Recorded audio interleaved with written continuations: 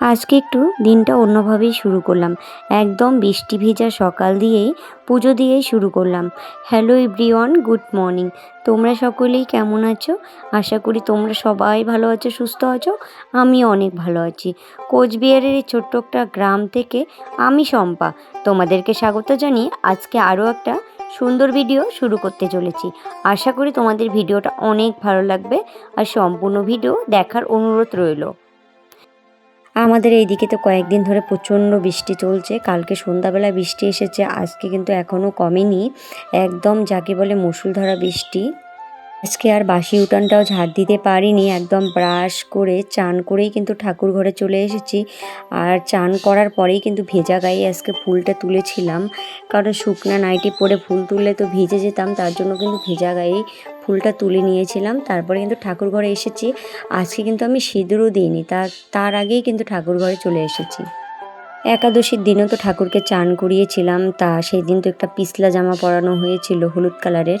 তার জন্য কিন্তু আজকে ভাবলাম যাইতে গরমটা বেশি পড়েছে, তার জন্য কিন্তু গোপাল সোনাকে সুতির জামা পরাটাই ঠিক আছে।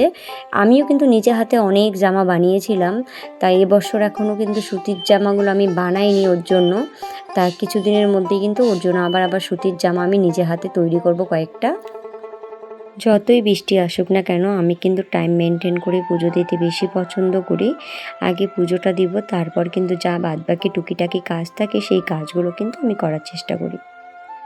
পুজো দেওয়া কমপ্লিট হয়ে গেল, আর যা বাড়িতেই ফুল ছিল টুকিটাকি সেই ফুলগুলো দিয়েই কিন্তু পুজো করছি।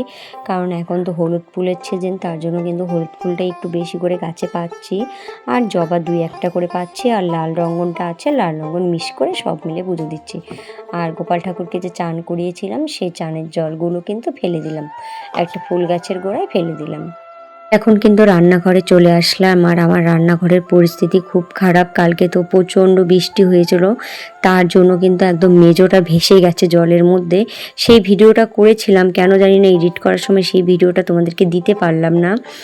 মানে এমনি তো ছোট রান্নাঘর, তাও তো অসুবিধা, তার মধ্যে যদি একদম নিচে জল পড়ে না, তাহলে না একদম খুব অসুবিধা হয়ে যায়। একদম বস্ত্র ভিজে গেছে।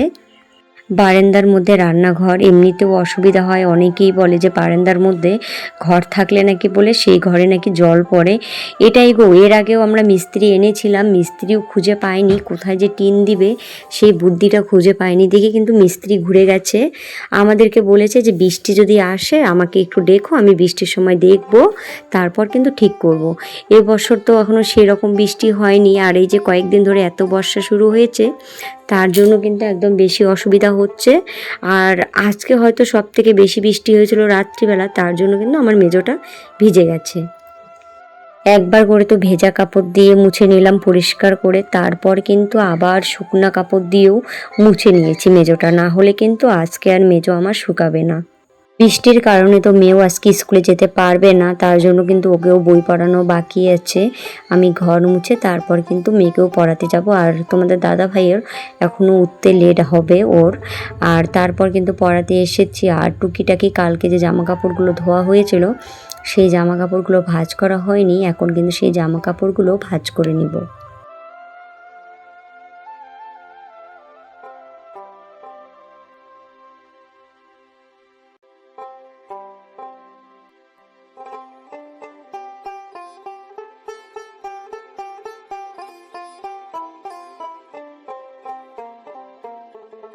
তোমাদের দাদাভাইও ঘুম থেকে উঠে পড়েছে, এখন কিন্তু চা খেতে বসলাম। আর আজ কিন্তু মুড়ি মাখিনি, আমি কিন্তু মুড়ি দিয়ে চা খেতে ভীষণ পছন্দ করি। আর বাঙালিরাই তো মুড়ি খায়, তাছাড়া আর কে মুড়ি খায়, তাই না বলো? তার জন্য কিন্তু মুড়ি খেতে আমি ভীষণ পছন্দ করি, চা দিয়ে মুড়ি আমার খুব ভালো লাগে। তারপর কিন্তু চা খাওয়া হয়ে গেল, তোমাদের দাদাভাইও কিন্তু রেইনকোট পরে বাজারে চলে গেল। এখন কিন্তু আমি বিছানা গোছাতে আসলাম। আর বিছানার চাদরটা না আজকে উল্টো দিকে পারবো, কারণ কেমন জানি ত্যাকত্যাকা হয়ে গেছে, এমনি তো বর্ষা, তার জন্য। আর আজকে তো আর ধুতে পারবো না, কারণ এত বৃষ্টির মধ্যে তো বেড কাভারটা শুকাবে না, তার জন্য কিন্তু কালকে ধুয়ে দিব হয়তো। আর আজকে একটু উল্টো দিকে পেতে রাখি, তাহলেই কিন্তু হয়ে যাবে। একটু যদি বুদ্ধি করে কাজ করা যায় তাহলে কিন্তু কোনো কাজও সময় লাগে না করতে। প্রায় কিন্তু 1 ঘন্টার মধ্যে সকালে যে টুকিটাকি বাসি কাজ করা প্রায় হয়ে যায়। তারপর পুজো দিতে একটু টাইম লাগে, আধা ঘন্টার মতো। 1.5 ঘন্টার মধ্যে কিন্তু ঘুম থেকে উঠে কিন্তু সমস্ত কাজ কিন্তু সকালবেলা সেরে নেওয়া যায়। সকালবেলা কাজগুলো হয়ে গেলে কিন্তু অনেকটা হাতে সময় থাকে, যতই তুমি ব্যস্ত থাকো না কেন তার মধ্যেও কিন্তু তুমি অনেকটা সময় হাতে পাবে।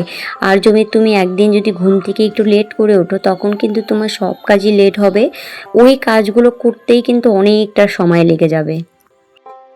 বর্ষাটা যে এত পড়েছে না, তার জন্য কিন্তু আমার অনেক জামা কাপড় জমা হয়ে আছে। কবে যে রৌদ্র উঠবে আর কবে যে জামা কাপড় ধোবো তার কোনো ঠিক নেই। কারণ যদি 2 দিন রোদ উঠছে, 3 দিনের দিন আবার বৃষ্টি হচ্ছে, আবার 2 দিন ভরা রোদ উঠছে না। এত সমস্যা চলছে না, জামা কাপড় একেবারে প্রচুর জামা কাপড় জমা হয়ে আছে।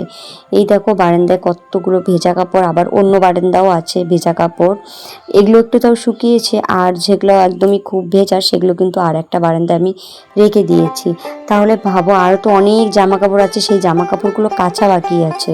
তোমাদের দাদা ভাইয়ের 2-3টা প্যান্ট জমা হয়ে আছে, মেয়ের জামা কাপড় আছে, আমারও টুকটাক বাজারে যেতে হয়, সেই জামা কাপড়গুলোও কিন্তু জমা করে রাখা আছে। কবে যে রোদ্র উঠবে আর কবে যে জামা কাপড়গুলো ধুবো সেটাই ভাবতে পারছি না। আজকে তো বৃষ্টির দিন, তার জন্য কিন্তু ভাবলাম সকালবেলা খিচুড়ি খাওয়া যাক, আর মেয়েকেও কিন্তু বাইরে নিয়ে এসেছি পড়ার জন্য।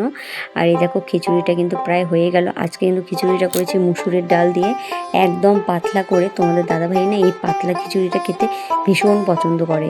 তারপর কিন্তু দোকানে চলে আসলাম, আর দোকানে কালকে রাত্রিবেলা মাল এনেছে। দেখো চিকমালাগুলো দেখতে খুব সুন্দর, আর কানেরগুলো একটু নিউ মডেলের এসেছে, মানে দেখতে ভালোই লাগলো, পলার ডিজাইনও এসেছে। তাহলে চলো বন্ধুরা, ভিডিওটা আর বড় করবো না, ভিডিওটা এ পর্যন্তই থাকুক। আমার ভিডিওগুলো ভালো লাগলে অবশ্যই লাইক